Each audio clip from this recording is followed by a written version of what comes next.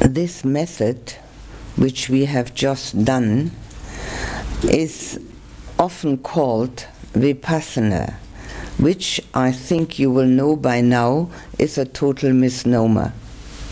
The word Vipassana means insight. I think I must have said that several times already, but I do know human memory. And insight is not a method. Insight is our goal. So we can call this method by the name of sweeping. And we should not think of a little broom, because that will again disturb the actuality of the method. But sweeping is not a bad name for it, and the way we've done it is called part by part.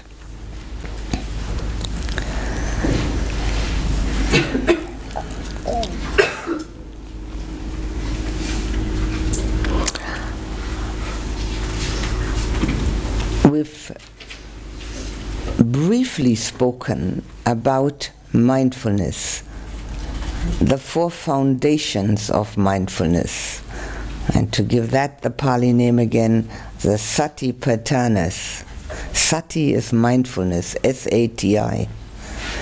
I know that when you start reading Buddhist books or come across teachers here and there, all these words are being used and very often have a confusing effect rather than an elucidating effect, which they should be having. Sati, mindfulness, S-A-T-I. Mindfulness is a very good word for it, by the way. Patana, foundations. So we have 4 foundations of mindfulness. And I mentioned already, and I'll say that again because it's quite important, that we have been using the first and the 4th one. First one, the mindfulness of the body when we watch the breath, when we do walking meditation. 4th one, when we label distracting or unwholesome thoughts. Distracting in the meditation, unwholesome in daily living. 4th foundation of mindfulness. Obviously, there is more to those foundations of mindfulness, but this is how we learn it. If we don't learn it in meditation, there's hardly a chance of ever learning it at all. Most people use mindfulness just enough to survive. Like driving a car, or peeling potatoes, or writing a letter, or answering the telephone, or dialing, or pressing buttons. All of it needs a certain amount of attention. In our jobs, some of them require quite a bit of attention. All of that we can do, but it's all geared towards survival. And since it's a foregone conclusion that survival isn't going to happen to anyone, it's not a worthwhile goal, is it? It's a waste of a precious human life to do nothing else except that. Most people never do anything else. They manage to survive.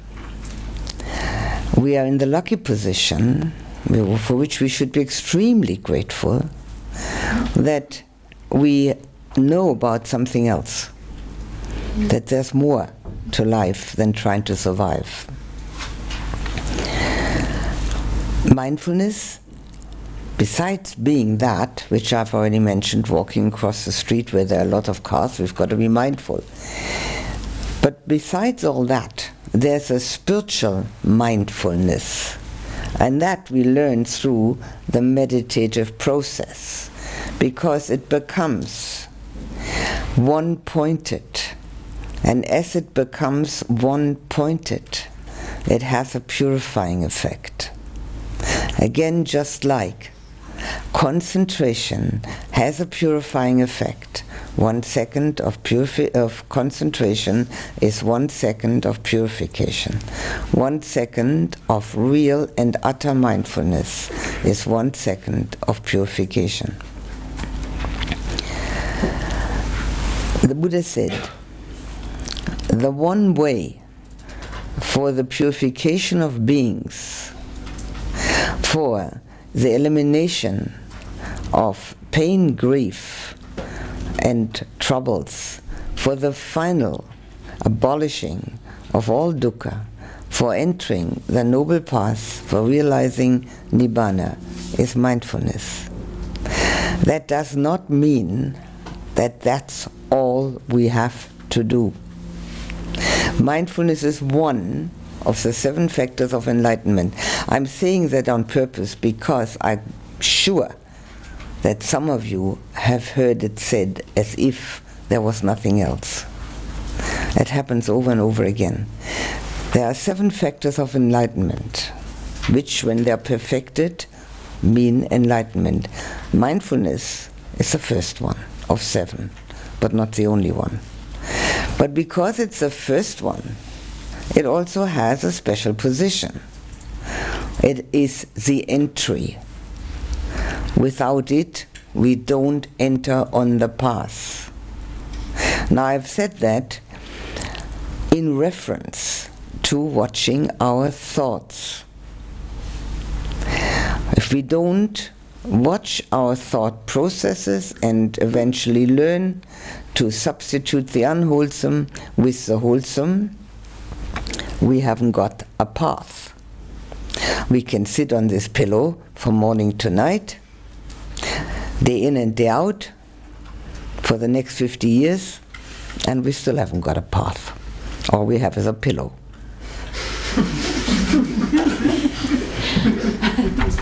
We've got to know what we're thinking, and we've got to substitute the unwholesome with the wholesome. That's where mindfulness has its immense importance, because it opens up the pathway for us. Obviously, then there are many other steps to be taken. It is a part of purification, and it is also the path to the concentration. It is not equivalent with it. If it were, we wouldn't need 2 words for it. We need 2 words. One is mindfulness and one is concentration. But mindfulness certainly opens up the concentration, because mindfulness is eventually one-pointed, and then concentration happens.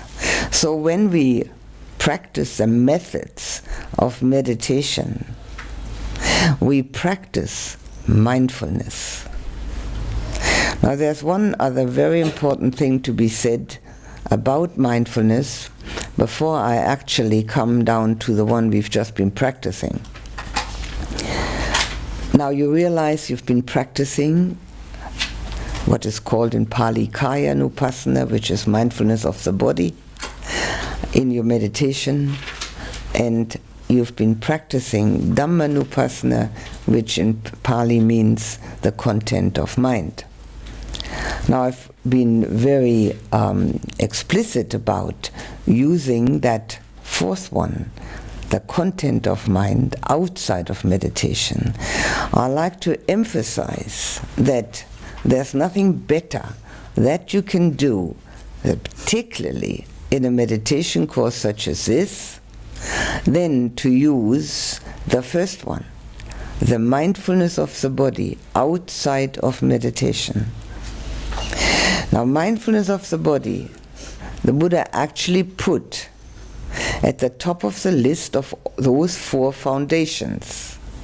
And that's also why it's mentioned as the first one. Not that the others aren't important. The others are equally important. But if you want to learn mindfulness, practice mindfulness, you've got to use the body outside of the meditative practice. Watching how one stands up, walking to the door. The mind slows down automatically. Some of the minds are still racing and have never stopped racing yet. Slow them down by watching your movements. It's a wonderful method, highly recommended by the Buddha, and much practiced in all forest monasteries. The monks in this monastery were most interested watching your walking meditation. They were highly interested. I'm sure they've never seen anything like it. Who knows, they might even do it. I'll discuss it. So, but that's not all.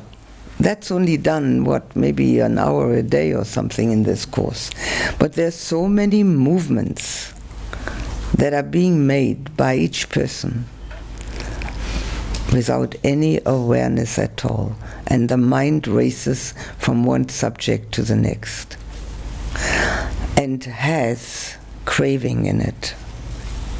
No purification at all. Sometimes you can see it in the movements that the mind is racing. In fact, if one wants to see it, one can always see it.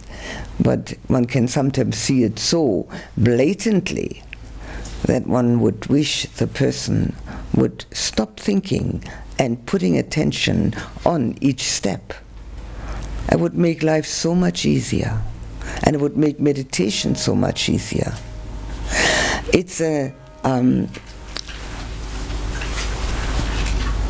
request to the mind to meditate when it's been racing and distracted all day long is absurd. It can't do it. It's got to be concentrated outside of meditation, so that when we sit down, we are already prepared. So, the body as the mindfulness object is not only important because of the fact that there is so much movement that we can watch, but also it's actually the easiest. We can see it and we can touch it, which we can't do with the other three. We can neither see them nor can we touch them. So here we have something very tangible, a body that does a lot of things. As we stand up, walk to the door, open the door, put the shoes on, walk to the dining room, pull out the chair, sit down, put the spoon into the dish, put the food on our plate, put the fork into the food, bring it to the mouth. We don't have to think about a thing. All we have to do is watch it. And as we do that, not only do we purify the mind, we slow it down, we gentle it. Mind is very often compared to a wild bull or an untrained puppy dog, whichever you prefer. But you know what is meant. It gets gentled by that. Particularly because all these things that we do with the body are habitual. They're not interesting. We do not have to judge them. We do not have to think, oh, I pulled out the chair very well, or I didn't pull out the chair well at all. It's totally uninteresting. I'm pulling out the chair, that's all. And because of that, the mind quietens down. And as the mind quietens down, it is prepared to meditate. And as one practices that outside of meditation in a meditation course, one also practices it during everyday life. Naturally, watching the body movements is not always appropriate. That's a matter of course.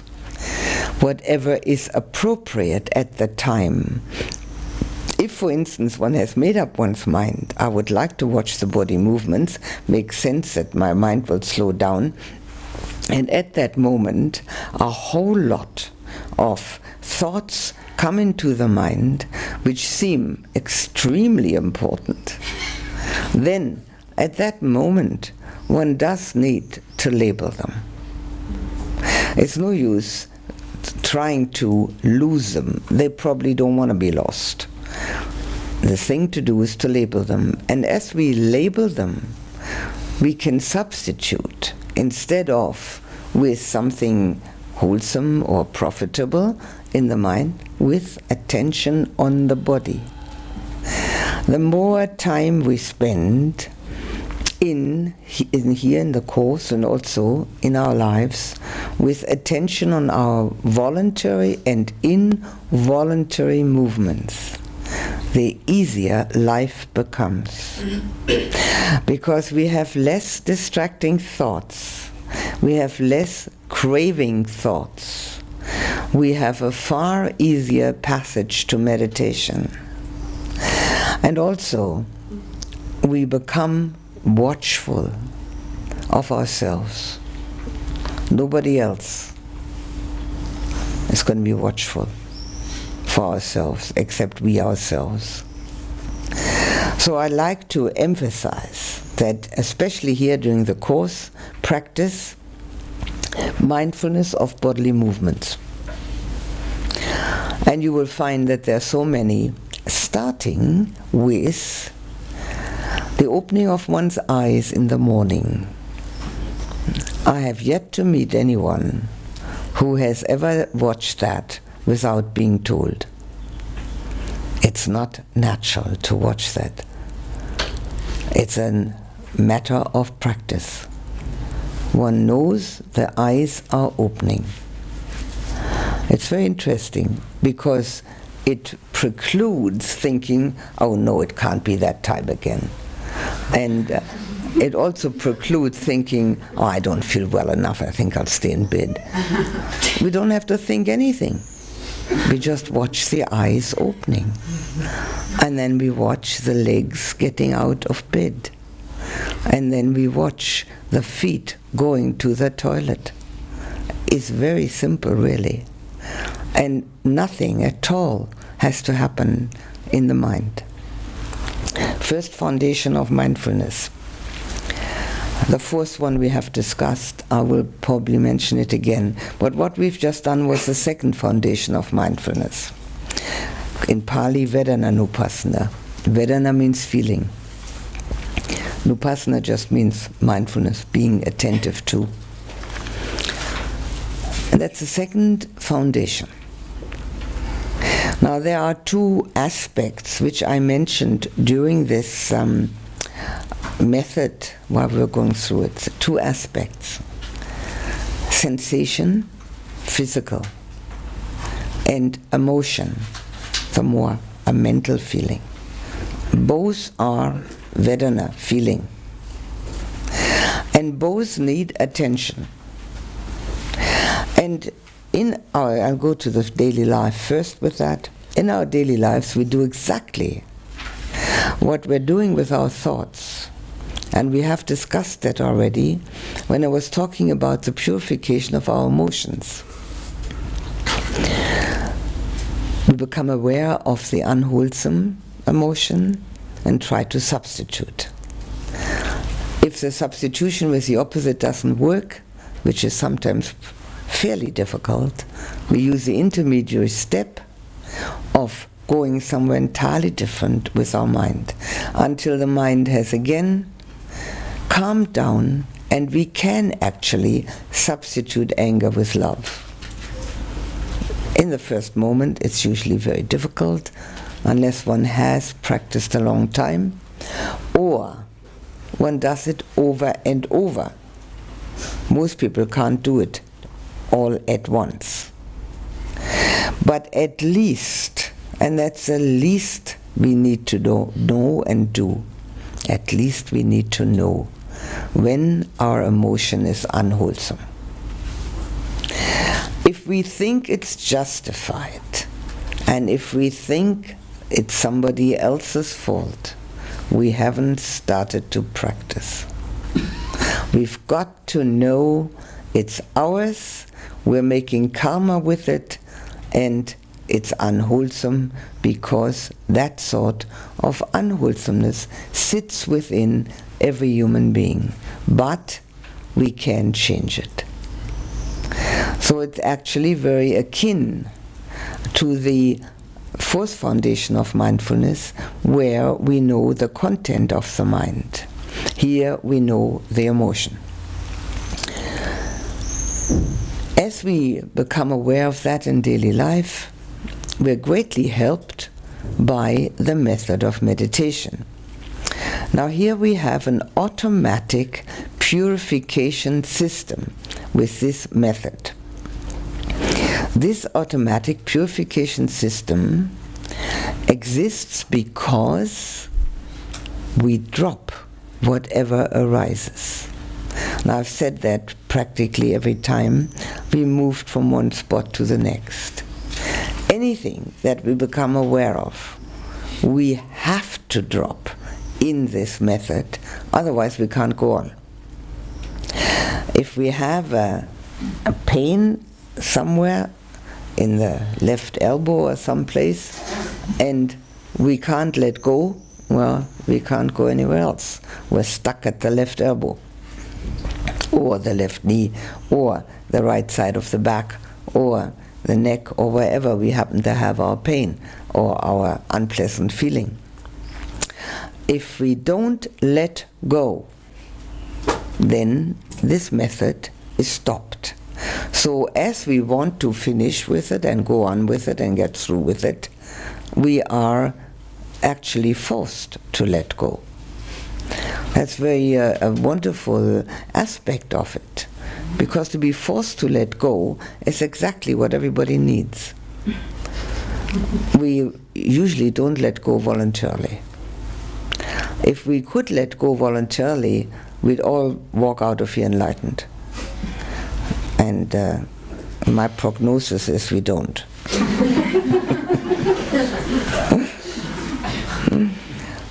So we are forced to let go in this method, and in order to carry on with it.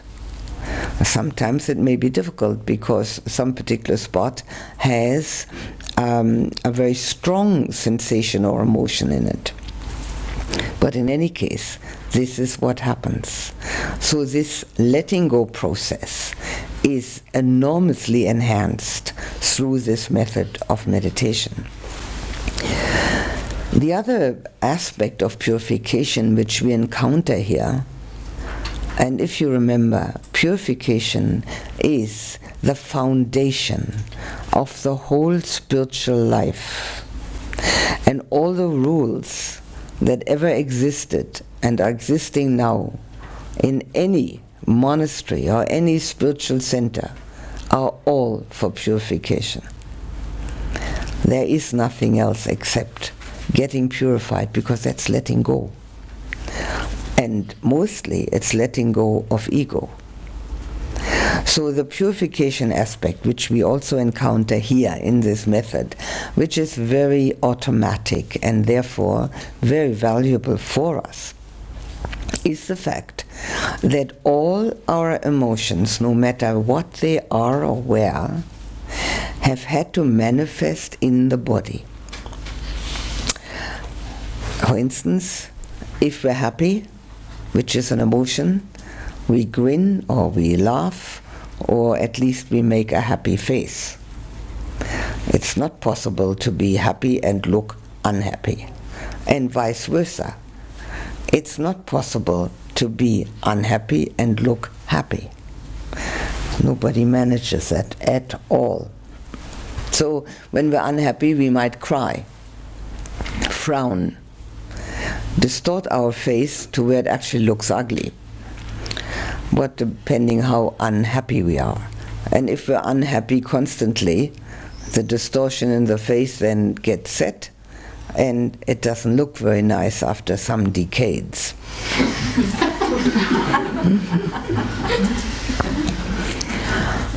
That's the way it is. The emotions can only manifest in the body. That's why we talk about body language, quite rightly so.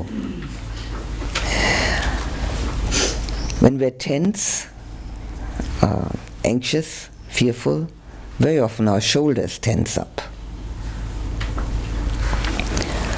We don't have to put the two into a connection to each other. These are only examples, just to make it clear what it means that our emotions manifest in the body. They have no other place to do that in. And since we constantly have also unwholesome emotions, and I purposely say constantly, most people don't get away for a whole day without one, we constantly put something into our body which is a blockage, which eventually really disturbs the natural flow which we could very well use for the meditation practice. Because the easier we feel in the body, the easier it is to sit still and meditate. And the less blockages we have in the body, the less we are perturbed by them. Now, an unenlightened being, I mentioned that already, responds with the mind to the unpleasant feelings in the body. So the less of those we have, the less chances we have to respond negatively. Obviously, any unenlightened person responds negatively to the unpleasantness in the body. But if we use this method, there's an automatic clearing out, an automatic purification because of this letting go process, which has to happen. So we have that as a second aspect of the purification. We go out of the toes and the tips of the fingers for the simple reason that there's no other place to go to. It's nothing mysterious. It's just that the body is finished there, so we have to go out in order to let go. Now, from a practical standpoint, for all those who've done this for the first time today, please, after lunch, when you come back for meditation, do it on your own. Otherwise you'll forget. For all those who've done it before and are well versed in it, please do it at least once a day. Particularly at the time when you know that you're least concentrated, because this helps to concentrate. So if you're a morning person, maybe you need to do it in the evening, or vice versa. At least once a day for everyone.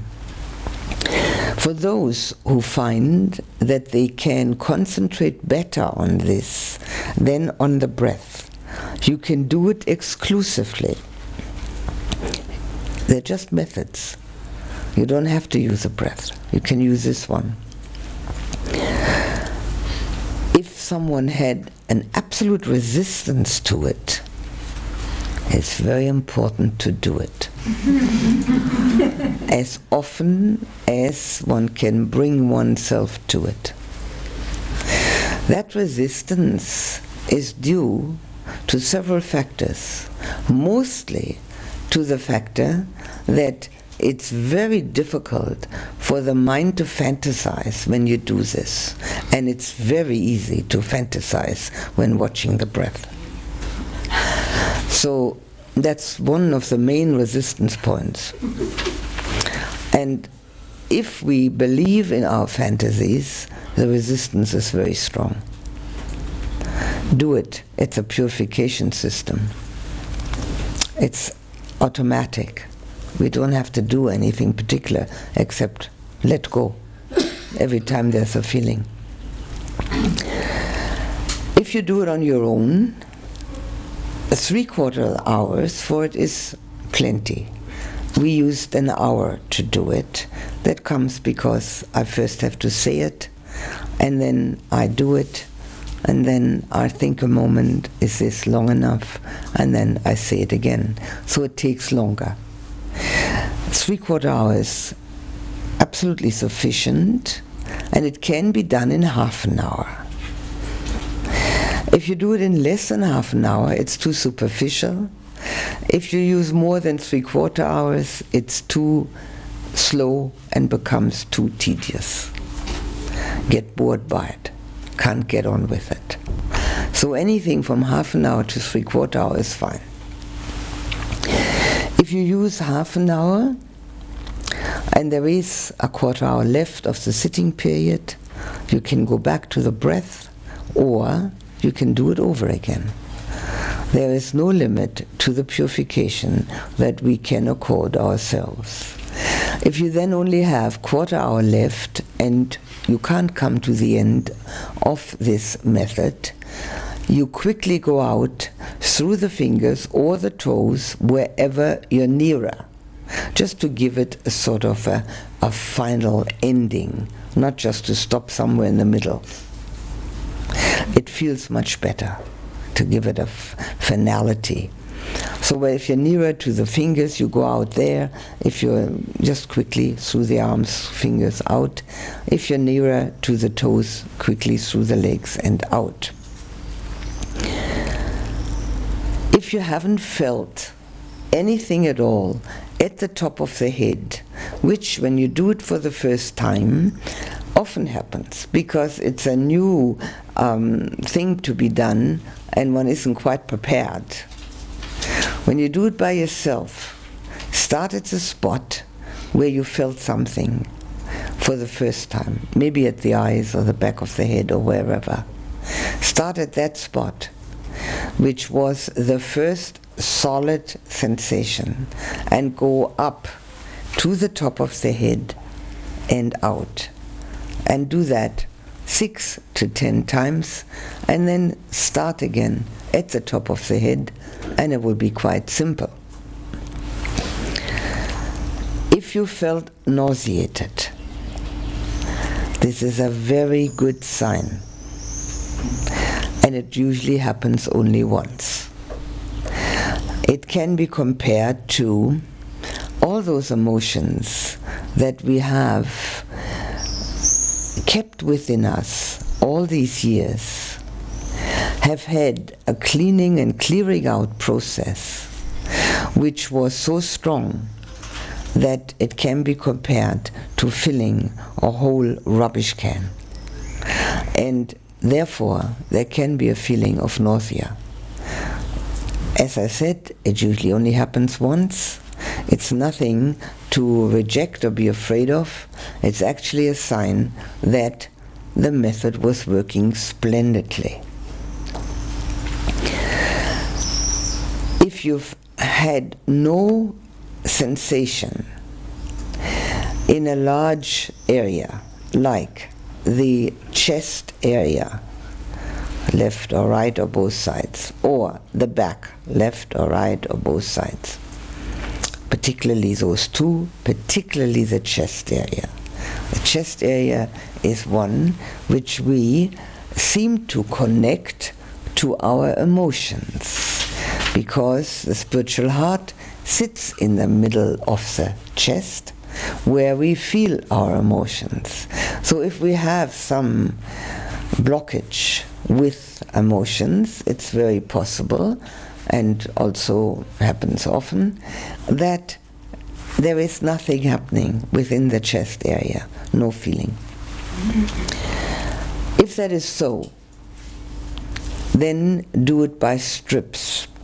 Start at the left shoulder, take a strip about 2 inches wide or whatever, something like this. It doesn't have to be exact. And we go down from the shoulder to the waist, up again, down again, and up again. 4 times the same strip. Then next strip, until we reach the right shoulder. And by that time, we should have been able to feel something. Same with the back, same with any large area. If these are all the possibilities which can occur, they don't have to. If you think you haven't felt a thing, nothing at all, you have to go to touch sensation. And you start wherever there is touch, which means the clothing, the glasses, the lips on top of each other, the eyelids on top of the eyes. Wherever there is touch, you use that touch as your focus of attention. As you go through, you will find that you notice the touch of the clothing, you come to the sitting, and you can't possibly avoid feeling the sitting position. Nobody can avoid that. You're sitting on a chair or on a pillow, and you must notice that. And you can notice your legs touching whatever, the floor, the pillow, the blanket. So you go through it once, twice, or 3 times with strictly touch. The 4th time should be able to be aware of sensation and feeling without the touch sensation. Do the touch sensation as long as necessary. If one doesn't feel anything other than that, it's a barrier one has built up against one's own emotions, particularly because they're probably extremely strong and have led one astray in the past.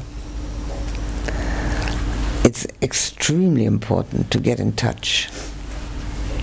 Getting in touch with oneself, one's own emotions. These are the most common pitfalls in this method. And again, for those who've done it for the first time, please do it by yourself after lunch.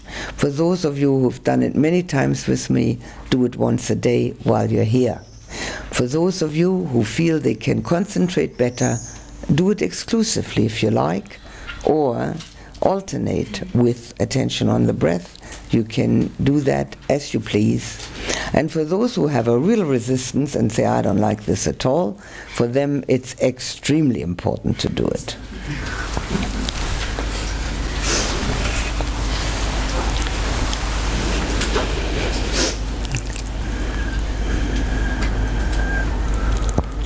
We're again going to